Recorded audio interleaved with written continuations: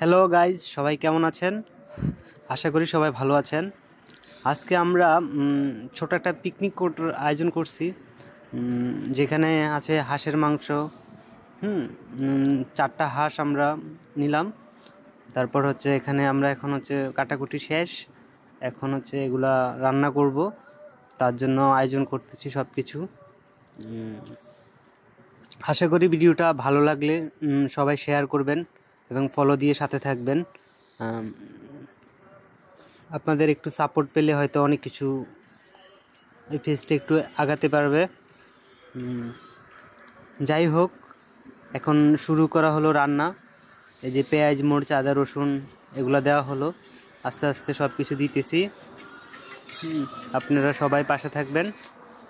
এখন হচ্ছে দিব আমরা হচ্ছে নানান ধরনের মশলা, যেখানে যেমন আদা আছে, রসুন আছে, পেঁয়াজ আছে, মরিচ বাটা আছে।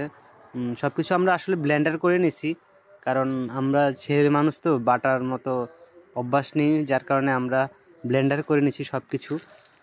আপনারা চাইলে বেটেও করতে পারেন বা চাইলে গুঁড়াও ইউজ করতে পারেন। এখন আমরা হচ্ছে দেব হলুদ, মরিচ, তারপর হচ্ছে ধনিয়া, এসব দিব, তারপর লবণ দিব পরিমাণ মতো করে। ঠিক আছে, তো আপনারাও চাইলে দিতে পারেন, সমস্যা নাই। একসাথে আমরা চাইলে আগে আলাদা করে মাংসটা ভেজেও নিতে পারেন, আবার চাইলে হলুদ মরিচ মাখিয়েও রান্না করতে পারেন। এখন হচ্ছে আমরা হচ্ছে লবণ মরিচ সব কিছু অ্যাড করব, অ্যাড করে দেন তারপর এটা মাখাবো। মাখানোর জন্য প্রস্তুত করতেছি আমরা। সবাই পাশে থাকবেন, শেষ পর্যন্ত ভিডিওটা দেখবেন।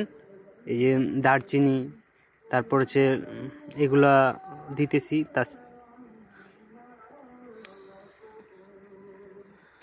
তারপর হচ্ছে আপনাদের এগুলো দিলাম, দারচিনি দিতেছি। দারচিনির পর হচ্ছে দিব এলাচি, এলাচি দিব। দারচিনিগুলো একটু ভেঙে ভেঙে দিবেন, কারণ আস্তা বেশি থাকলে আপনার ঘ্রাণটা ছড়াবে না। যার কারণে আপনারা দারচিনিগুলো একটু ভেঙে ভেঙে দিবেন। দেন এখন আমরা দিব এলাচি, হলুদ মরিচ দিব।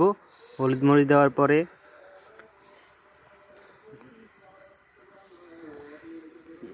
দেওয়া শেষ হলে দেন তেল দিব, তেল দিয়ে এগুলো মাখাবো। এখন দিতেছি আমরা সরষের তেল দিয়ে রান্না করছি। আসলে জানেনই তো, মানুষ সয়াবিন খাইতে খাইতে ডায়াবেটিস হয়ে গেছে, যার কারণে হচ্ছে আমরা এখন সরষের তেল ইউজ করতেছি। আমরা চাচ্ছি একটু ভালো করে খেতে। আপনারা চাইলে সয়াবিন দিয়েও রান্না করতে পারেন, আমরা সরষের তেল দিয়ে রান্না করছি। তারপর হচ্ছে এটা মাখাবো। এখন সাথে আমরা একটু এগুলো এখন মাখাবো, যে মাখাইতেছি। মাখানোর পরে হচ্ছে আপনাদের ভালো করে মাখাবেন, মাখায়া তেল দিয়ে ভালো করে মাখায়া তারপরে একটু বেশিক্ষণ মাখাবেন হলুদ মরিচ সব কিছু দিয়ে। সবাই পাশে থাকবেন। আর ভিডিওটা ভালো লাগলে অবশ্যই শেয়ার করবেন।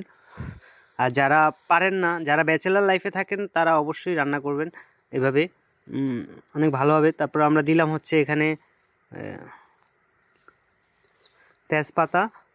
তেজপাতা দেওয়ার পর হচ্ছে তেজপাতাও দিবেন সাথে।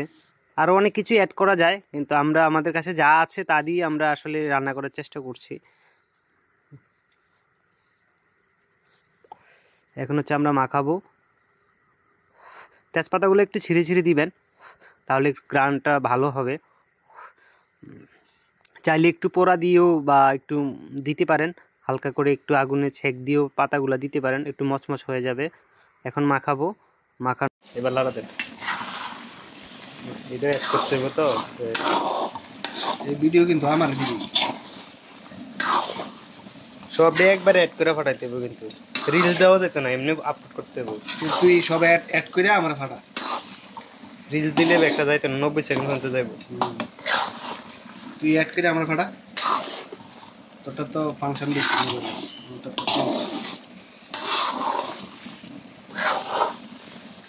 একবারে কালাবো না।